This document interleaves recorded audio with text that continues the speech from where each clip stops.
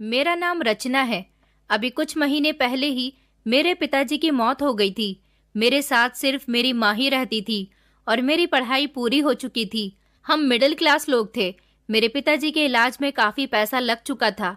उसके बाद भी वो जिंदा नहीं रह सके। पिताजी के मरने के बाद हमारे घर के हालात बहुत ज्यादा खराब हो गए थे। मेरी मम्मी बीमार रहती थी। अब वो तो लोगों के घरों में काम नहीं कर सकती थी, इसीलिए मुझे ही घर चलाने के लिए कुछ न कुछ तो करना ही था। समझ नहीं आ रहा था कि मैं क्या करूं। घर के हालात दिन ब दिन बिगड़ते जा रहे थे। मम्मी की दवाइयों के लिए भी पैसे चाहिए थे, मगर कुछ समझ नहीं आ रहा था। फिर हालात से मजबूर होकर मैंने बच्चों को ट्यूशन पढ़ाने का फैसला कर लिया। हमारा इलाका छोटा होने की वजह से मुझे कहीं भी ऐसा काम नहीं मिल रहा था जैसा मैं चाहती थी।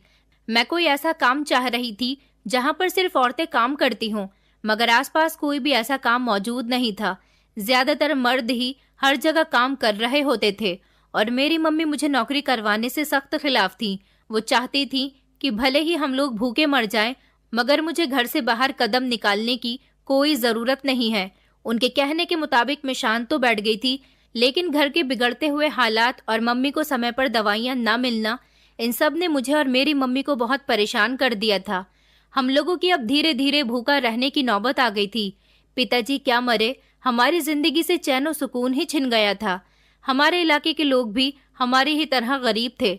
मैं चाहती थी कि मैं आसपास के बच्चों को ट्यूशन पढ़ाया करूं, मगर मुझे इतनी उम्मीद थी कि मेरे मोहल्ले के लोग मुझे ट्यूशन की ज्यादा फीस नहीं दे सकते थे और कम पैसों से मेरा गुजारा नहीं हो सकता, जबकि मेरे खर्चे भी ज्यादा थे। फिर मेरी एक फ्रेंड ने मुझे एडवाइस दी कि क्यों ना मैं होम ट्यूशन दिया करूं। जब मैं अपने घर से निकलकर दूसरों के घर बच्चों को पढ़ाने जाया करूंगी तो मुझे ज्यादा पैसे मिला करेंगे। आजकल के हालात की वजह से ज्यादातर पेरेंट्स अपने बच्चों को घर पर ही रखना बेहतर समझते हैं, इसलिए वो लोग किसी भी टीचर को घर आने के ज्यादा पैसे भी दे देते हैं।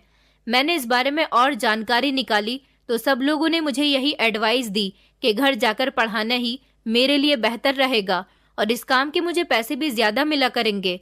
मैं तो इस काम को करने के लिए तैयार थी, मगर मेरी मम्मी मुझे घर से निकलने ही नहीं दिया करती थी। बड़ी मुश्किल से मैंने उनको इस काम के लिए तैयार किया था, क्योंकि अब हम लोगों के लिए खाने के लाले पड़ गए थे, इसीलिए मुझे कुछ न कुछ तो करना ही था। अब हार कर मेरी मम्मी भी मेरी बात मान गई थी। मैंने एक दो जगह अपने जानने वालों से बात की कि अगर किसी को होम ट्यूशन की जरूरत है तो वो मुझसे कांटेक्ट करें। जल्दी ही मुझे इस बात का जवाब मिला जब मुझे एक अच्छे खाते पीते घर से ट्यूशन की ऑफर आ गई। शुरू शुरू में मुझे पता नहीं था कि मुझे क्या क्या चीज उनके सामने शर्त के तौर पर रखनी है। मैंने तो सिर्फ लोगों से इतना ही कहा था कि मैं अपने घर की अकेली ही कमाने वाली हूँ और ये काम मैं सिर्फ मजबूरी में ही कर रही हूँ, क्योंकि मेरे पिताजी की भी अभी अभी डेथ हुई है। मुझे पैसों की बहुत जरूरत है, मगर मैं उनके बच्चों को बहुत अच्छा पढ़ाऊंगी। मुझसे अच्छे टीचर उन्हें कहीं मिल ही नहीं सकती। शायद यही मेरी गलती थी कि मैंने अपनी कमजोरी लोगों को बताना शुरू कर दी थी। मेरी नौकरी शुरू हो चुकी थी। मैं दोपहर के 2 बजे से शाम के 8 बजे तक बच्चों को घर घर जाकर पढ़ाती थी। मेरे पास एक एक घंटे के 5 घरों के ट्यूशन लग गए थे। इनमें से एक बच्चा जिसको मैं 7 बजे से लेकर रात के 8 बजे तक पढ़ाती थी, उसका नाम केतन था। शुरू शुरू में तो केतन मुझसे काफी अजीब तरीके से बात करता था। उस घर में सिर्फ एक औरत थी, वो केतन की मम्मी थी, और वो एक ही लड़का था। वैसे तो केतन काफी खुश मिजाज था। वो अपने माता पिता का इकलौता बेटा था। उन माँ बेटे के अलावा घर में कोई भी नहीं रहता था। केतन की उम्र 14 साल थी और वो 5वीं कक्षा में पढ़ता था। उसकी मम्मी ने मुझे बताया था कि केतन उनका सबसे लाडला और इकलौता बेटा है। उसके डैड किसी बड़ी कंपनी में काम करते हैं, इसलिए उनका दूसरे शहरों में आना जाना लगा रहता है। मैंने सोचा था कि अच्छी बात है, ये परिवार काफी अमीर है, यहाँ पर मुझे ट्यूशन की अच्छी खासी फीस भी मिल रही थी। केतन को पढ़ाते हुए अब मुझे 20 दिन गुजर गए थे। अचानक एक दिन मैंने देखा कि मैं जब भी केतन को होमवर्क देती हूँ तो उसकी होमवर्क की कॉपी पर अजीब अजीब स्केचेस बने हुए होते थे। कुछ अजीब अजीब सी लाइन क्रिएट की गई होती थी। मुझे इन सब का मतलब तो कभी नहीं आया था, लेकिन मैं इनका मतलब जानना चाहती थी। मैंने सोचा कि शायद केतन फ्री टाइम में ये काम करता होगा, लेकिन एक दिन अचानक मैंने उसकी एक कॉपी पर अजीब अजीब सी शक्लें भी बनी हुई देखी थी। ये बात जब मैंने उसकी मम्मी को बताई तो उन्होंने कहा कि उनके बेटे का इंटरेस्ट आर्टिस्ट बनने में है। वो एक आर्टिस्ट बनना चाहता है, लेकिन उसकी मम्मी ये चाहती हैं कि उनका बेटा हायर एजुकेशन हासिल करे ताकि बाद में आगे चलकर फैसला करें कि उसे किस तरह का बिजनेस करना है। मैंने उनसे कहा कि आपकी सोच तो बहुत अच्छी है, मगर मेरा मानना है कि बच्चों को जिस चीज में इंटरेस्ट हो उसे वही करने देना चाहिए। अगर वो एक आर्टिस्ट बनना चाहता है तो आपको उसे सपोर्ट करना चाहिए। मेरी ये बात सुनकर केतन की मम्मी ने कहा कि जितना मैंने तुमसे कहा है तुम भी बस उतना ही करो। न जाने क्यों उन्हें मेरे ऐसा कहने पर गुस्सा आ गया था और उन्होंने मुझसे कहा कि तुम केतन को आगे से मना करो कि वो इस तरह की चीजों से दूर रहा करे। अचानक केतन की मम्मी के शब्दों में मुझे गुस्सा और कड़वाहट दिखाई देने लगी थी। हालांकि वो काफी अच्छे बिहेवियर की औरत थी, मगर ना जाने क्यों आज उन्हें इतना गुस्सा कैसे आ गया था। फिलहाल मैंने उनकी बात पर ज्यादा ध्यान नहीं दिया था और केतन को समझाया था कि तुम फिलहाल इंटर तक अपनी स्टडीज को पूरी करो, उसके बाद देखते हैं कि तुम्हें क्या बनना है। अभी तुम बच्चे हो, अभी तुम्हें सिर्फ पढ़ाई पर ध्यान देना चाहिए। केतन ज्यादा नहीं बोलता था, शायद वो अपने आप से बढ़कर किसी चीज को नहीं चाहता था और ना ही ज्यादा किसी से बोलना पसंद करता था। शायद ये उसकी आदत थी। उस दिन के बाद मुझे उसकी कॉपीज या बुक्स पर ऐसी कोई लाइन या ऐसी कोई चीज नजर नहीं आई थी।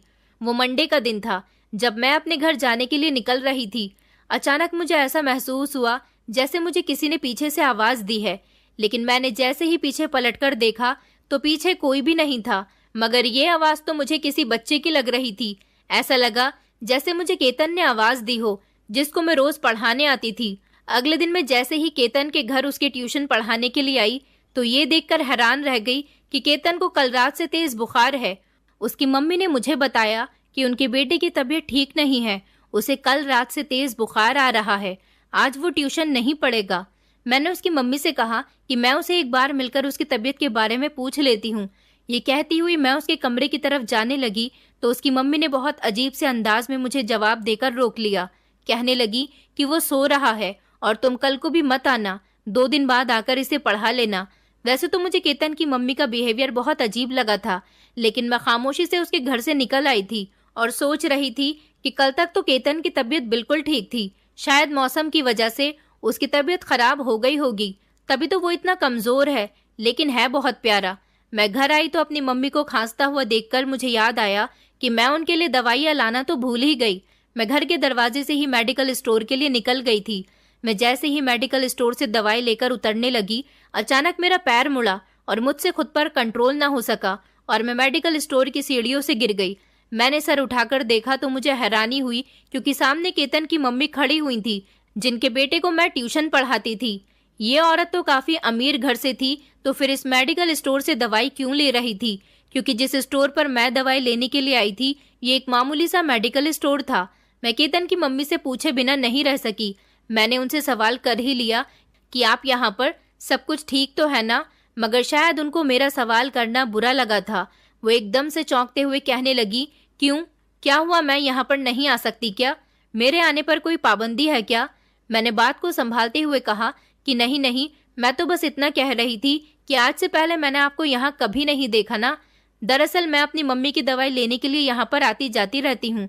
आज आप यहाँ पर आई हो, क्या हुआ, केतन की तबीयत तो ठीक है ना? इस बात पर केतन की मम्मी ने कहा कि तुम बोलती बहुत हो, कम बोला करो। ये कहकर वो मेरे बराबर से होकर गुजर गई। इस औरत का बिहेवियर मुझे बहुत अजीब लग रहा था। ये औरत आखिर ऐसे बिहेव मेरे साथ कैसे कर सकती थी?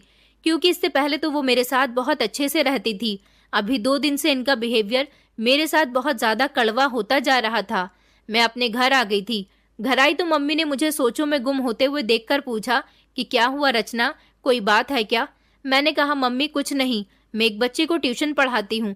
उसकी माँ मुझे अभी मेडिकल स्टोर पर मिली थी। उनका बिहेवियर मेरे साथ बहुत कड़क था। न जाने अमीर लोग ऐसे क्यों होते हैं, पैसे तो कमाने लग जाते हैं और अपने घर की हर ऐशो आराम में बिजी हो जाते हैं, जबकि वो अपने बच्चों को जिंदगी में उलझने के लिए छोड़ देते हैं।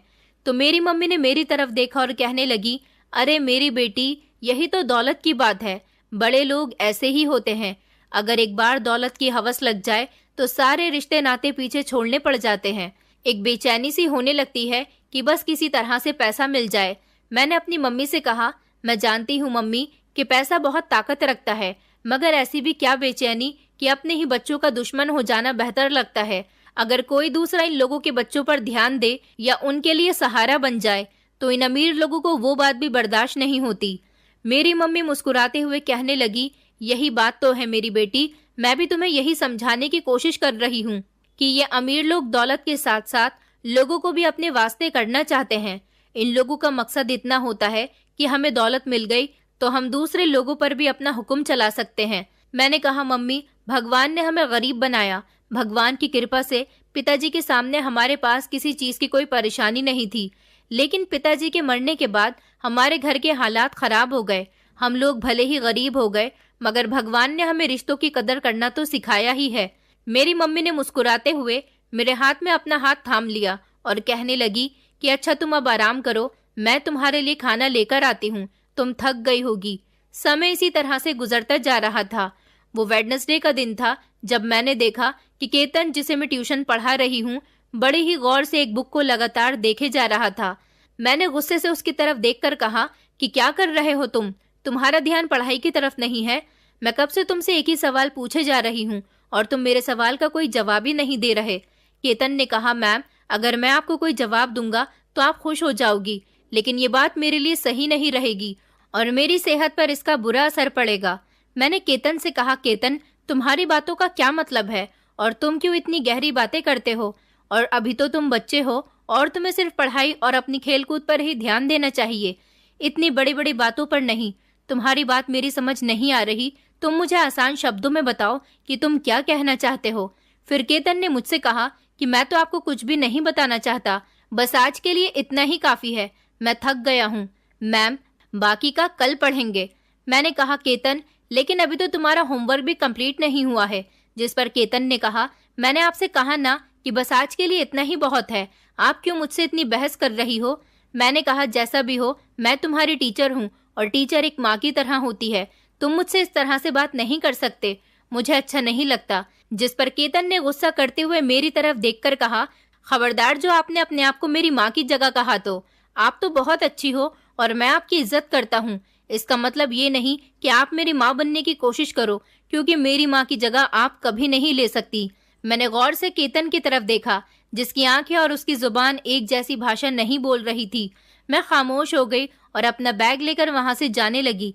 तभी अचानक मेरा सामना केतन की मम्मी से हो गया। मैंने उन्हें देखकर नमस्कार किया तो उन्होंने मेरे नमस्कार का जवाब देते हुए कहा कि ये रही तुम्हारी 1 महीने की एडवांस फीस और कल तुम यहाँ मत आना, क्योंकि हम लोगों को कहीं जाना है, परसों ही आना। मैंने थोड़ी नरमी से कहा कि आपकी बात ठीक है, लेकिन परसों से आपके बेटे के टेस्ट शुरू हो रहे हैं और मुझे लगता है कि उसको पढ़ने की जरूरत है। अगर इसी तरह केतन की छुट्टियां होती रहीं और उसको गैप मिलता रहा तो उसने जितना भी पढ़ा हुआ है वो सब कुछ ही भूल जाएगा और उसके मार्क्स भी अच्छे नहीं आएंगे। मेरी बात सुनकर तो अचानक केतन की मम्मी को गुस्सा आ गया था। वो कहने लगी, अरे लड़की, तुम्हें क्या हो गया है? मेरा बेटा थोड़ी ना तुमसे डॉक्टरी पढ़ रहा है जो 1 दिन की छुट्टी करने से इसका नुकसान हो जाएगा। अभी तो वो बच्चा है और छोटी ही क्लास में है, बच्चों पर इतना फर्क नहीं पड़ता और तुम्हें ज्यादा उसकी माँ बनने की जरूरत नहीं है, इतनी भी गहराई में सोचने की जरूरत नहीं है। केतन की मम्मी की बातें सुनकर मैं तो शर्मिंदा सी हो गई। कितना कड़वा बोलती है ये औरत। मुझे वहीं छोड़कर केतन की मम्मी अंदर जा चुकी थी। सारे रास्ते मैंने यही सोचते हुए अपना दिल पक्का कर लिया कि आइंदा मैं कभी भी अमीर लोगों के किसी मैटर में नहीं बोलूंगी।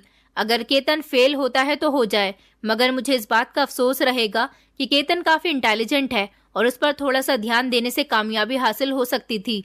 लेकिन उसकी माँ ही ऐसा नहीं चाहती थी, तो मेरे लाख कोशिश करने के बावजूद भी कुछ नहीं हो सकता था। मैं आगे की तरफ बढ़ने लगी थी जब अचानक मुझे फिर से महसूस हुआ कि किसी ने मुझे आवाज लगाई है। मैं रिक्शे में बैठने जा रही थी। अचानक मुझे फिर से महसूस हुआ कि मुझे दोबारा से किसी ने पुकारा है। इस पुकार से मेरा दम घुटता हुआ महसूस होता था।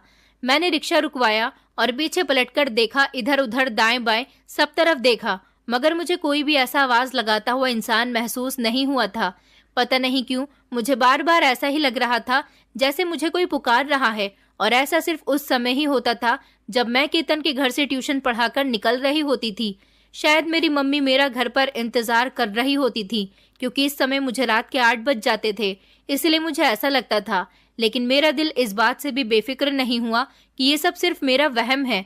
जिंदगी इसी तरह से चल रही थी कि अचानक मेरी जिंदगी में एक बड़ा सा तूफान आ गया।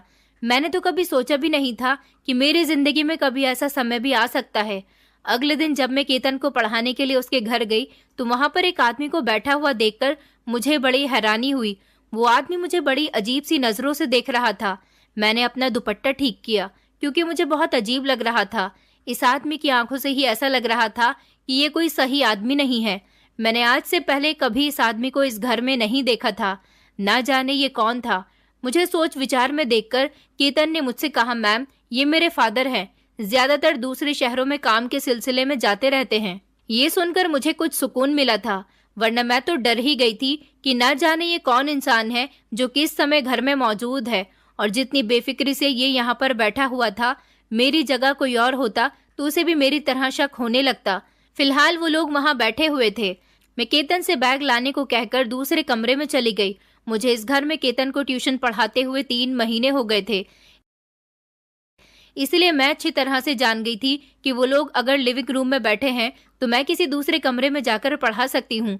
मैं केतन को ट्यूशन पढ़ा रही थी जब अचानक वो आदमी कमरे में आकर बैठ गया। मुझे उसका बैठना बहुत अजीब लगा था। उसने मुझे हेलो कहा, जिसे मैंने नरमी से जवाब दिया था। उस आदमी ने कहा कि मेरा बेटा आपको तंग तो नहीं करता? मैंने उसका प्रोग्रेस रिपोर्ट देखा है, इसके मार्क्स तो बहुत अच्छे आए हैं। आप सच में मेरे बच्चे को बहुत अच्छा पढ़ा रही हैं। आपको फीस के पैसे देने पर हमारे पैसे कामयाब हो रहे हैं। मैंने इस आदमी की बात पर जवाब देते हुए कहा कि जी आप ठीक कह रहे हैं, मैं पैसे ही इस बात के लेती हूँ। उसने बहुत गहरी नजरों से मुझे देखा, जो कि मैं पहचान गई थी। इतनी ही देर में केतन की मम्मी कमरे के अंदर आ गई। उन्होंने अपने पति से बातें की और फिर वो अपने पति को कमरे से लेकर चली गई। मुझे इन लोगों की हरकतें समझ नहीं आती थी। पता नहीं ये लोग खुद को क्या समझते हैं। मैं और केतन बैठे हुए अभी पढ़ाई कर रहे थे जब दोबारा वो आदमी उस कमरे में आया और कहने लगा कि टीचर, अगर आपको किसी भी चीज की जरूरत हो तो आप बेझिझक मुझे बता सकती हो। मैंने मुस्कुराते हुए कहा कि नहीं, मुझे किसी चीज की जरूरत नहीं है, मगर आप इस कमरे से चले जाओगे तो मेरे लिए केतन को पढ़ाने में आसानी हो जाएगी। मेरी बात सुनकर अचानक उस आदमी के चेहरे का रंग बदल गया था। शायद मेरी बात उसे बुरी लगी थी, मगर मैं क्या करती। मुझे पढ़ाने में डिस्टरबेंस हो रहा था, लेकिन फिर भी वो खामोशी से मेरी बात पर खुद को कंट्रोल कर गया, क्योंकि मैं मजबूर थी। मैं अपनी इज्जत की हिफाजत करना अच्छी तरह से जानती थी। मैं अभी उसी दरवाजे की तरफ देख रही थी जहां से केतन के पापा चले गए थे। तभी अचानक मुझे वही पुकार सुनाई दी जो मैं इससे पहले भी 2-3 बार सुन चुकी थी। मैंने पलटकर देखा तो मेरी चीख निकलते निकलते रह गई। वो बच्चा जिसे मैं ट्यूशन पढ़ा रही थी, वो इस अंदाज में मुझे आवाजें लगा रहा था, जबकि मुझे केतन से डर लगने लगा था। मैंने केतन से कहा कि तुम्हें क्या हो गया है? मैं तो तुम्हारे सामने ही बैठी हुई हूँ, आखिर तुम मुझे क्यों पुकार रहे हो? तो केतन कहने लगा, मैं आपको इसीलिए पुकार रहा हूँ क्योंकि आप मेरी हेल्प। इससे आगे केतन कुछ बोलने ही वाला था, तभी अचानक कमरे के अंदर उसकी मम्मी आ गई और केतन अपनी बात बोलते बोलते खामोश हो गया था। मैंने ये बात तो अच्छी तरह से नोटिस कर ली थी कि वो अपनी मम्मी के आने से खामोश हो गया है। मैं चाहकर भी उससे ये नहीं पूछ सकी कि तुम मुझसे क्या कहना चाह रहे हो। केतन की मम्मी मेरी तरफ देखते हुए कहने लगी कि प्लीज टीचर, बुरा मत मानना, मैं और मेरे पति अपने बेटे के साथ टाइम स्पेंड करना चाहते हैं। मेरे पति काफी टाइम बाद घर वापस आए हैं, इसलिए आप कल आ सकती हैं। आज के लिए इतना ही बहुत है। मैं भी दिमागी तौर पर बहुत डिस्टर्ब हो चुकी थी, इसीलिए जल्दी जल्दी केतन के घर से निकलना चाहती थी, मगर घर से निकलते ही मुझे फिर से वही पुकार महसूस हुई। मैंने इस बार पीछे पलटकर देखा तो मुझे यकीन हो गया था कि जरूर दाल में कुछ तो काला है, क्योंकि केतन जिसे मैं ट्यूशन पढ़ाती थी वो अपने घर की छत पर खड़ा हुआ मुझे देख रहा था। मैं समझ गई कि मुझे हर बार कोई और नहीं पुकारता, बल्कि केतन ही पुकारा करता है। मैंने एक बात का फैसला कर लिया था कि मैं कल हर हाल में इस पुकार का मकसद जानकर ही रहूंगी, मगर ये बात मुझे केतन की मम्मी से छुपानी थी, क्योंकि केतन की मम्मी के सामने केतन बहुत खामोश खामोश सा रहता था। शायद पिता की दूरी की वजह से वो ऐसा हो गया है। ऐसा ही हो सकता है, क्योंकि आज मैंने उसे अपने पिता के साथ मुस्कुराते हुए भी देखा था, जबकि वो बच्चा ज्यादा सीरियस रहता है। शायद उसकी माँ उसके पिता के पीछे उसके साथ बहुत सख्त बिहेव करती हो। फिर मेरे दिमाग में ये भी ख्याल आने लगा कि ऐसा भी तो हो सकता है कि वो औरत केतन की सगी माँ नहीं, बल्कि सौतेली माँ भी हो सकती है। मैं इन लोगों के बारे में ज्यादा जानती ही क्या थी, सिर्फ इतना कि केतन के पिता दूसरे शहर में काम करते थे, ज्यादातर अपने बेटे से दूर ही रहते थे, और उसकी माँ खुद एक किसी कंपनी में जॉब करती है। और इन 3 महीनों में मैंने भी किसी रिश्तेदार या किसी पड़ोसी को उनके घर पर आते जाते नहीं देखा। मैं ही थी जो उनके घर उनके बेटे को पढ़ाने के लिए जाती थी। अपने अलावा मैंने इस घर में किसी को भी नहीं देखा था। कभी कभी मुझे एहसास होता है कि शायद ये सारे अमीर लोग एक जैसे ही होते हैं, खुद में बिजी रहते हैं, अपने बच्चों पर कभी ध्यान ही नहीं देते। शायद ये अमीर लोग एक दूसरे से दूरी बनाकर रहना ही पसंद करते हैं। कितने सारे सवाल मेरे दिमाग में घूम रहे थे, सिर्फ और सिर्फ एक पुकार की वजह से। मैं समझ ही नहीं सकी थी कि अगर मैं इन लोगों के बारे में कुछ जान भी लेती या इस पुकार का मतलब समझ भी लेती तो ज्यादा से ज्यादा क्या कर लेती। मुझे अब अगले दिन का इंतजार करना था, वो भी अगर मुझे मौका मिलता तो मैं केतन से इस बारे में कोई बात करती, क्योंकि मैं जब भी केतन से कोई बात करने की कोशिश करती थी तो उसकी मम्मी पहले ही कमरे में आ जाया करती थी। उसकी मम्मी हमेशा अपने बेटे के सर पर सवार रहती थी। उनको ऐसा लगता था कि उनका बेटा मुझे कुछ बताना चाहता है, इसलिए वो ज्यादा से ज्यादा हम पर नजर रखती थी। मैंने सोच लिया था कि ये सब कुछ आसान नहीं होगा। ऐसा भी हो सकता है कि केतन किसी मुश्किल में हो और मुझसे हेल्प लेने की कोशिश कर रहा हो। मैं अपने दिमाग से ना जाने कैसी कैसी बातें बना रही थी और अपने दिमाग में ना जाने कैसे कैसे प्लान क्रिएट कर रही थी। ये और हकीकत क्या है, ये बात तो मैं भूल ही गई थी, क्योंकि जैसा होता है वैसा दिखता नहीं है और जैसा दिखता है वैसा होता नहीं है। मगर केतन के साथ मैं दिल से अटैच हो गई थी। मुझे एहसास हो रहा था कि वो किसी बड़ी परेशानी में उलझा हुआ है और उसे मेरी मदद की जरूरत है, मगर पता नहीं उसकी परेशानी क्या हो सकती है, इस बात का मुझे एहसास नहीं था। अगले दिन मैं टाइम से पहले ही उसके घर चली गई थी और अपने बाकी के स्टूडेंट्स को भी मैंने जल्दी जल्दी पढ़ा लिया था। मैं जब केतन के घर गई तो मुझे खुशी महसूस हुई थी, क्योंकि वो आज अपने घर पर बिल्कुल अकेला था।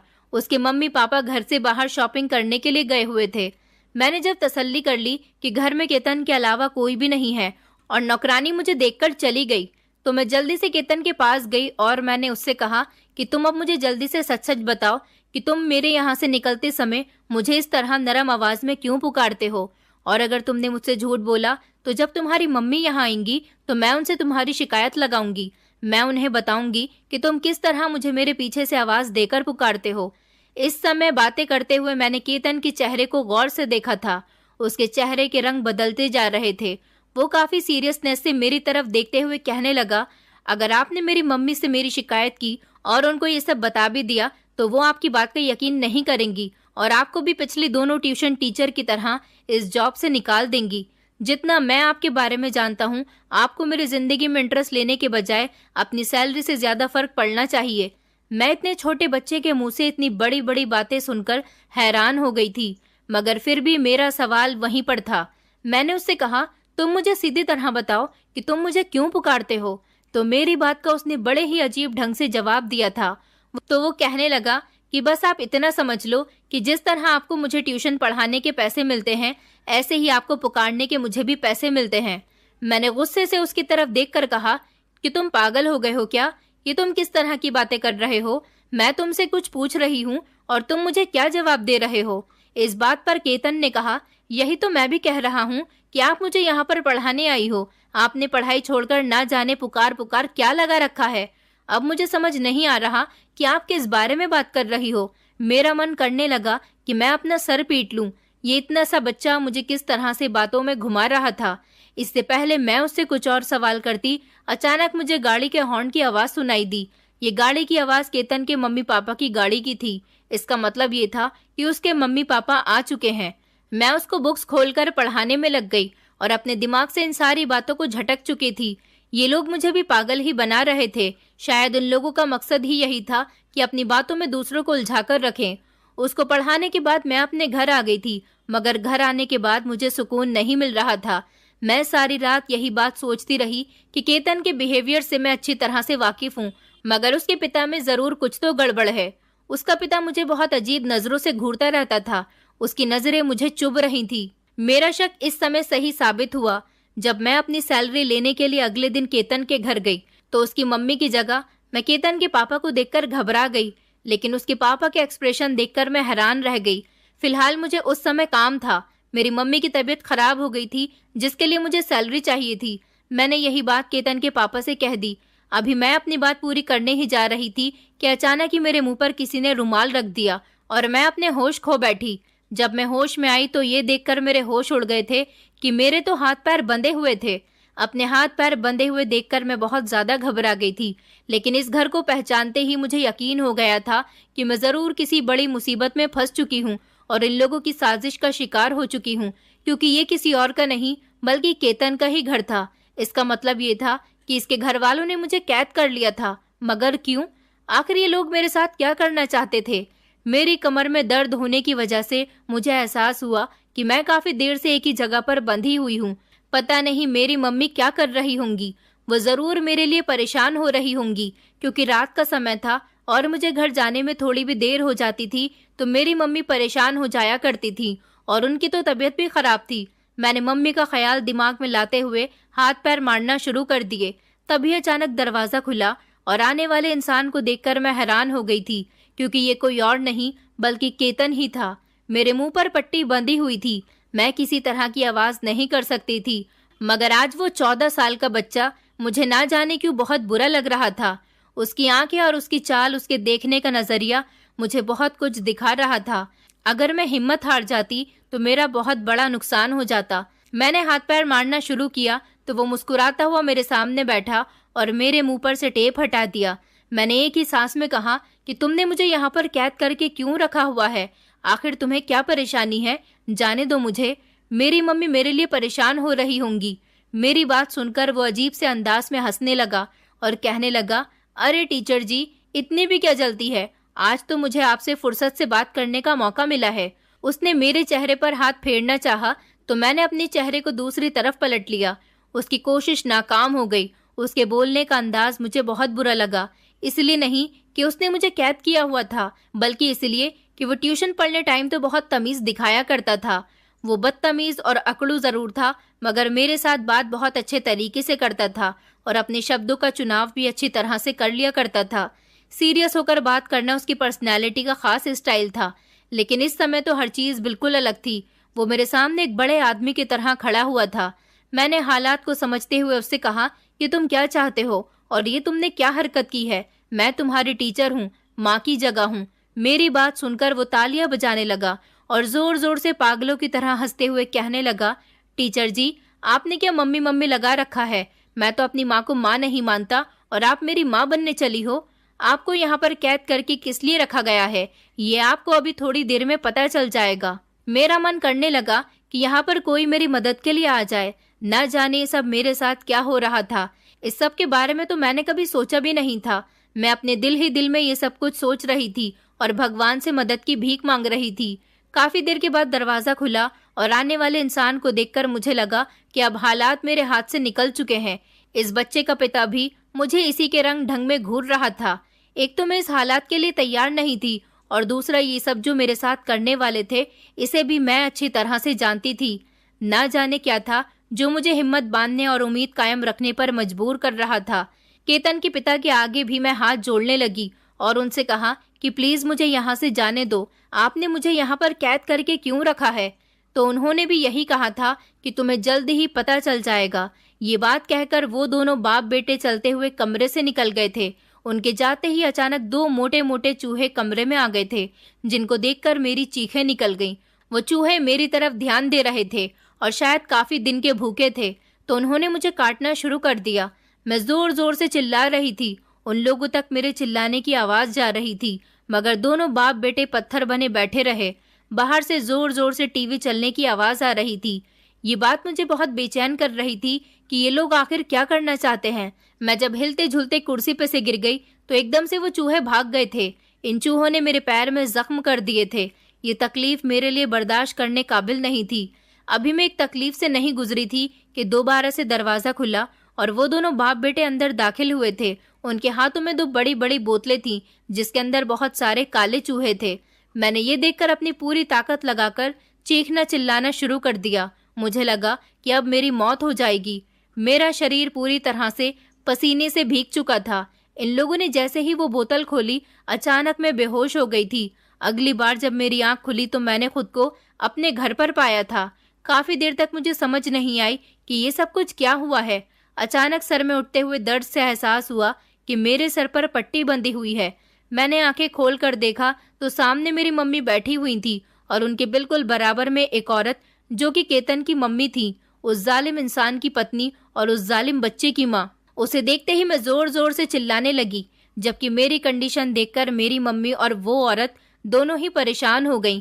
केतन की मम्मी ने मेरा हाथ थामकर मुझे संभालने की कोशिश की, जबकि मैंने उनका हाथ झटक दिया और अपनी मम्मी से गले लगकर बैठ गई।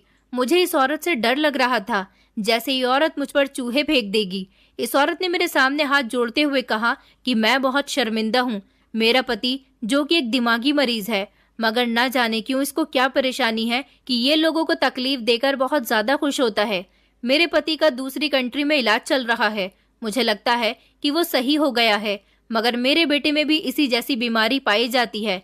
मेरे बेटे ने तुम्हारे साथ जो कुछ किया, मैं जब मार्केट से वापस आई तो तुम्हारे चिल्लाने की आवाज सुनी तो तुम बेहोश हो चुकी थी। मैं तुम्हें यहाँ लेकर आ गई। प्लीज मुझे माफ कर दो। मैंने अपने पति और बेटे को पागल खाने में भेज दिया है, वहाँ उनका पूरी तरह से इलाज होगा। मैं तुमसे बहुत शर्मिंदा हूँ। मैं ये कुछ पैसे तुम्हें देने के लिए आई हूँ, ये तुम्हारे इलाज के लिए है। उम्मीद करती हूँ कि तुम मुझे माफ कर दोगी। आइंदा हमारी वजह से तुम्हें कभी कोई तकलीफ नहीं होगी। केतन की मम्मी के जाने के बाद मैं काफी देर तक डर से कांपती रही थी। कुछ समय तो इसी डर के एहसास में रही थी, मगर फिर धीरे धीरे जिंदगी की तरफ लौट आई थी। आज इस हादसे को पूरे 4 साल हो चुके हैं। मेरी शादी हो चुकी है, लेकिन आज भी मैं अगर किसी चूहे को देख लेती हूँ तो मैं वो हादसा नहीं भूल पाती। मगर मेरे साथ दोबारा ऐसा कभी कुछ नहीं हुआ, लेकिन जो हुआ वो मैंने सोचा भी नहीं था। कुछ समय बाद मेरा उस रास्ते से गुजरना हुआ तो पता चला कि केतन की मम्मी भी किसी बड़ी बीमारी की वजह से अस्पताल में एडमिट है। केतन और उसके पिता पूरी तरह से पागल हो चुके हैं। मुझे ये सुनकर बहुत अफसोस हुआ, मगर मैं आज भी भगवान का धन्यवाद करती हूँ कि उसने मुझे सेहतमंद इंसान बनाकर दुनिया में भेजा और जिंदगी गुजारने के तरीके बताए। मेरी जिंदगी अब अच्छी गुजर रही है। भगवान की कृपा से सब कुछ ठीक हो गया। मेरा पति बहुत अच्छा इंसान है। मेरी मम्मी भी हम लोगों के साथ ही रहती हैं। उस दिन के बाद से मैं अपनी जिंदगी बहुत डर डर कर गुजार रही थी, मगर भगवान ने धीरे धीरे मेरी जिंदगी को पूरी तरह से बदल कर रख दिया। जब मेरी मुलाकात उस लड़के से हुई जिसकी अब मैं पत्नी हूँ। मेरा पति भी एक ट्यूशन टीचर है और उसकी स्कूल में भी अच्छी जॉब लगी हुई है। उसे मैं पसंद आ गई थी। उसने मेरे घर पर रिश्ता भेज दिया और इस तरह हम दोनों की शादी हो गई थी। और उसने कहा था कि वो मेरी माँ को भी अपनी माँ की तरह ही अपने घर में जगह देगा, क्योंकि उसके माता पिता तो थे नहीं, इसलिए वो मेरी मम्मी को ही अपनी मम्मी मानता था। मुझे आज भी केतन और उसके पापा जैसे लोगों से बहुत डर लगता है, मगर भगवान की कृपा से मैं धीरे धीरे सब कुछ भूल रही हूँ। दोस्तों, उम्मीद करती हूँ आपको हमारी कहानी पसंद आई होगी। कहानी पसंद आई है तो वीडियो को लाइक करें, चैनल पर नए हैं तो चैनल को सब्सक्राइब करें और हाँ, नोटिफिकेशन बेल को जरूर दबाएं ताकि अगली अपडेट सबसे पहले आपको मिले।